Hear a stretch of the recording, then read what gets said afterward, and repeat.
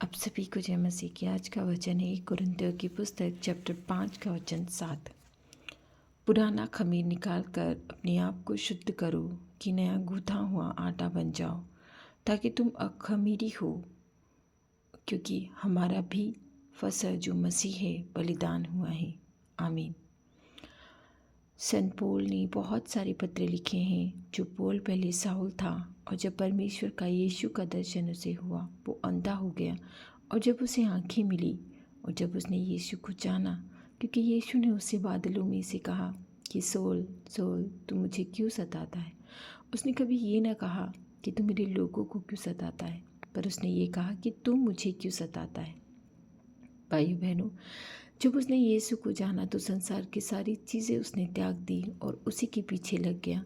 दुख में सुख में 3-3 बार उसने 39 कोड़े खाए। वो झुकता रहा, इधर उधर भागता रहा, अपने प्राणों को बचाता रहा, लेकिन फिर भी उसने परमेश्वर यीशु को नहीं छोड़ा। उसने यीशु को जब जाना कि ये संसार व्यर्थ है और जब मैं जाऊंगा तो उस अनंत जीवन की दौड़ के लिए वो लग गया। उस अनंत जीवन में जाने के लिए उस दौड़ में वो लग गया। यही कारण है कि वो लोगों को भी अच्छी शिक्षा देता था, लोगों को सुसमाचार का प्रचार करता था और उन्हें राह दिखाता था कि यीशु की राह पर चलो। उसी का कहना है, पुराना खमीर निकाल कर अपने आप को शुद्ध करो। पुराना खमीर निकालने से मतलब है जो पुरानी बातें हैं, जो पुराना व्यवहार है, जो पाप हैं, जो आदतें हैं, जो आप करते आ रहे हैं, उन्हें सब बंद कर दीजिए। उन सब पापों को अपने मनों से निकाल दीजिए। उन सब चीज़ों को, उन सब हरकतों को जो आप करते हैं उसे हटा दीजिए और नया खमीर, नया गूथा हुआ आटा बन जाओ। जिस तरह पुराना आटा सड़ जाता है, बेकार हो जाता है, लेकिन जब नया आटा हम गूंथते हैं तो एकदम फ्रेश रहता है, अच्छा रहता है, शुद्ध रहता है। उसी तरह से अपनी आत्मा को शुद्ध करो। जो पुरानी चीज़ें हैं, जो विचार की आत्मा है, जो पाप की आत्मा है, जो दूसरों को गलत देखने की आत्मा है, जो चोरी की आत्मा है, जो गलत बोलने की आत्मा है, हर चीज़ जो गलत है उसे निकाल कर अपने शरीर से फेंको, उसे अपनी आत्मा से फेंको और नया गूथा हुआ आटा बन जाओ, ताकि तुम अखमीरी हो, क्योंकि हमारा भी फसह है जो मसीह है बलिदान हुआ है।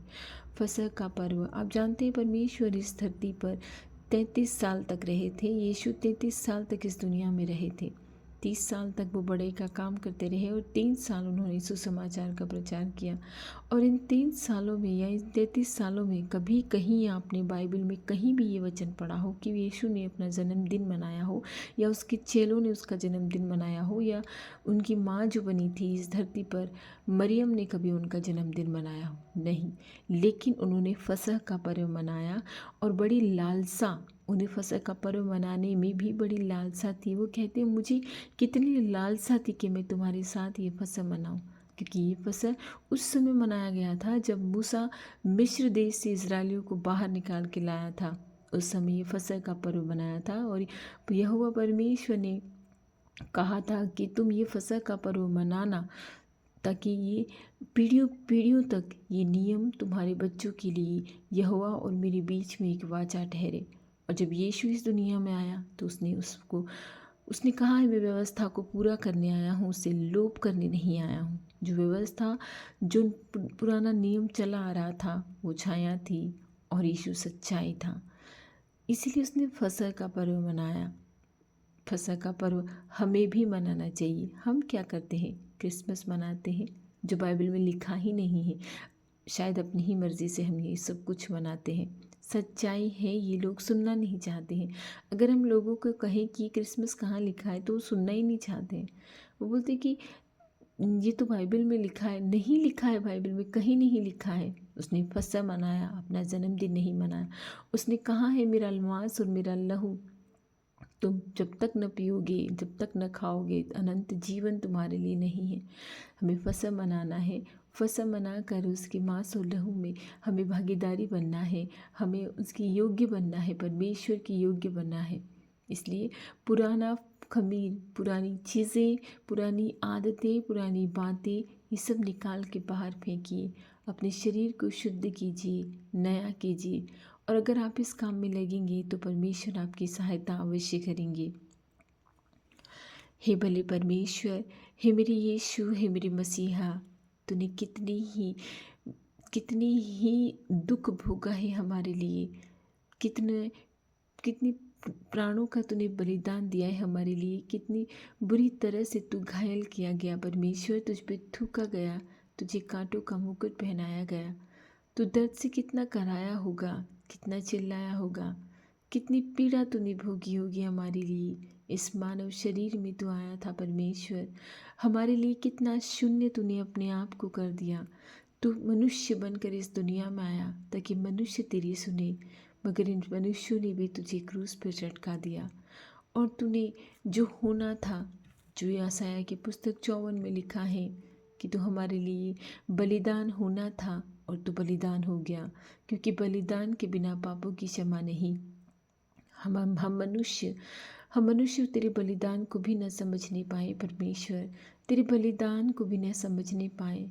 तूने कांटों का मुकुट पहना, तूने संसार में अपने आप को दीन किया और हमारे लिए स्वर्ग का राज्य खोल दिया, मगर हम मनुष्य फिर भी तुझे न समझने पाते हैं। आज भी हम वही काम करते हैं जो तूने हमें करने के लिए मना किया है, वही हरकतें हम करते हैं परमेश्वर, जो एक मनुष्य पाप में पड़कर करता है। हम पापी ही तो थे, माँ के गर्भ से भी हम पापी ही हुए हैं, और उस स्वर्ग में भी हमने पाप ही किया है। इसीलिए तो इस धरती पर हम गिरा दिए गए, इस धरती पर हम ऐसे यात्री बना दिए गए जिनका बुलावा कब होगा हमें पता भी नहीं है। हे भली खुदा, हे मेरे परमेश्वर, अगर तूने हमें इस महीने में संभाला है, इतने वर्षों तक संभाला है, मैं विश्वास करती हूँ कि तू हमें आगे भी संभालेगा, आगे भी मार्ग और सच्चाई हमें बताएगा।